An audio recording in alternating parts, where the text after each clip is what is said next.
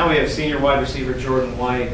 Jordan, everybody has probably already asked you, what's this game going to mean to you, or since it's your senior year, but if I'm a freshman and I haven't been through this yet, what would you tell me about the Western Michigan Central Michigan rivalry? This is the first thing I would say, that it's more than most people expect. When I got here, I was familiar with the Ohio State-Michigan rivalry, and that's a big thing, especially being from Ohio. But at the same time, this Central Michigan-Western Michigan rivalry is just as intense. I've walked around campus and I've seen a girl wearing a Central shirt that wasn't too pretty for her. I'll just leave it at that. That's, I think, what I knew most about this rivalry and how intense it was. But for the most part, with these freshmen, we're just going to talk to them and let them know how intense it is. And I think they'll see that pregame, and they'll see that definitely this whole week. Coaching them have all drilled in our head, and had up signs every year, and we hang up the flag in the locker room to let everyone know that it is Central Week, and it's a little different. Everybody goes a little bit harder in the weight room, and adds a little bit more weight to their lifts, and everybody watches a little bit more film Central Week, and practice might go a little longer, practice might be a little harder, but that's all because of Central Michigan. Jordan, most coaches have the 24-hour rule. Win or lose, you kind of just take it in for 24 and you forget about it. Is there a 24-hour rule the week before CMU, or you just, like, after the Nicholls State game, you're already thinking about it? Oh, after the Nicholls State game, we're already thinking about Central Michigan. A lot of guys think about that, preseason, and, especially you want to take it 1 week at a time, but at the same time, you always know who your rival is, and you always know how important that game and the implications it does have for the season, especially being our opener in MAC play. So I think everybody thinks about it, and especially when the week comes and everybody's intense with the whole situation. Is there fear that win or lose this game is going to set you too high or too low for the rest of the season, in that it's such an early game this year? I don't think so. I think that when we win, that it will get the ball rolling, especially, and we're not thinking about losing at all. We have no fear of any other situation or outcome. So when we do win this game, we'll be rolling, especially for our conference play. When you came back for your 6th year, you knew this was going to be a good team. After these first 2 games, has that been confirmed in your mind? Are you as good as you thought you were going to be, better than you thought you were going to be, or you still got a long way to go? I don't think we're as good as I thought we'd be. And, I think we still have things to work on to be the championship caliber team that we can beat. And especially in the first game, we threw the ball effectively and ran effectively. Especially there in the first drive. And, you can take a lot of positives away from the second game. And our rushing attack, we had 200+ yards rushing, and we threw the ball effectively in the first quarter as well. So if we can all combine these things together and play whole games in that case, since we're throwing the ball and running the ball effectively, I don't think too many teams can stop us. Jordan, how much does last year stick in your guys' minds? I mean, you guys got to be thinking about that game every time you go on the field, I would think. Yeah, I think about it, but at the same time, I try to forget it too, because I know it was last year's game, and we beat ourselves. I'm not going to say that they beat us, but we beat ourselves, and that's kind of been the storyline for us the past few years, beating ourselves. On defense a few years ago, letting them complete so many third downs, and on offense turning the ball over and not making enough plays. So I don't think it was as much them beating us as us beating ourselves. So I do think about it at times, but at the same time, I know that this Saturday we have a chance to turn that around.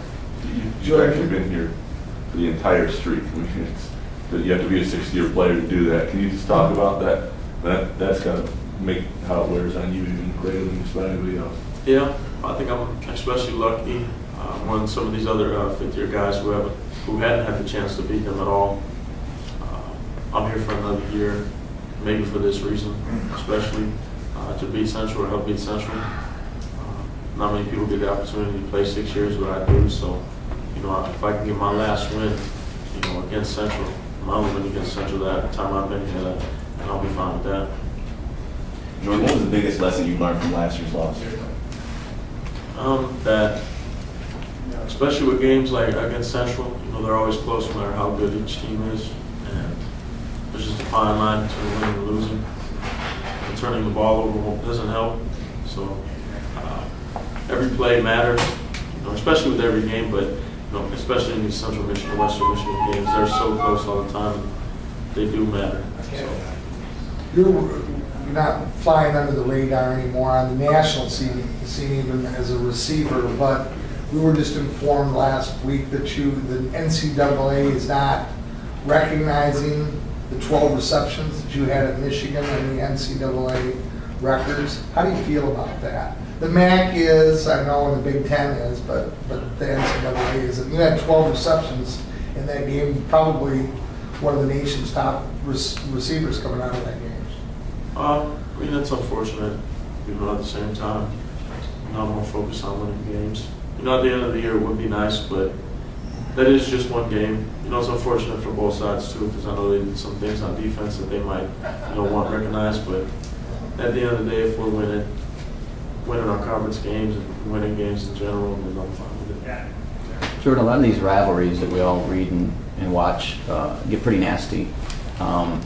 Is there a mutual respect in this one? Can you talk about that aspect of it? I think there is. I think both sides, have respect for the other side. It does get nasty sometimes on the field, but that's with any game.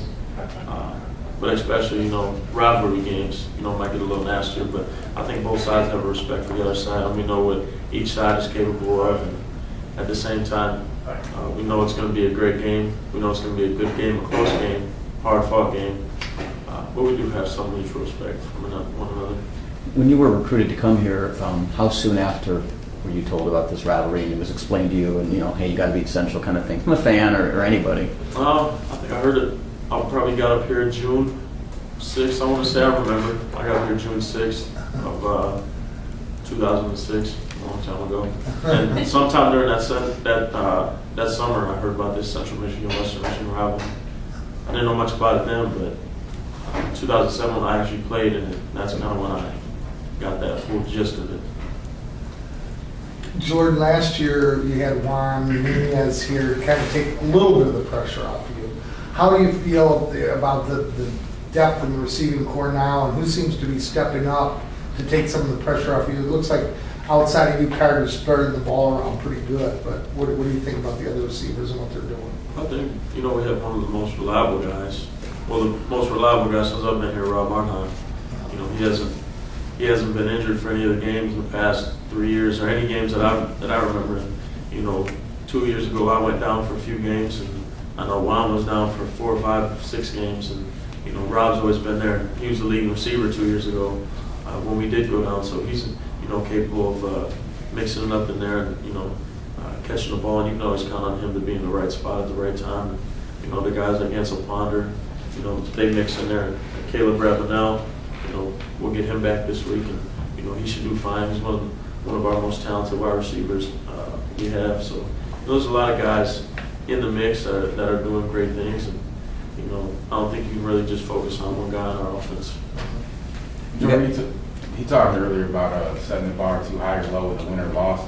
But with this win versus Central, how big would it be to go onto the road with Champaign maybe next week and then later games like you kind of like? It would definitely be big. Whoever our opponent may be the next week, and Central Michigan is always a big game each year on our schedule, and not that we look past any other game, but especially get a win against Central this year. After the past few years and the outcomes of these last few times we played them, would definitely be a boost. Do you guys like where you're at offensively? I do. I think we can.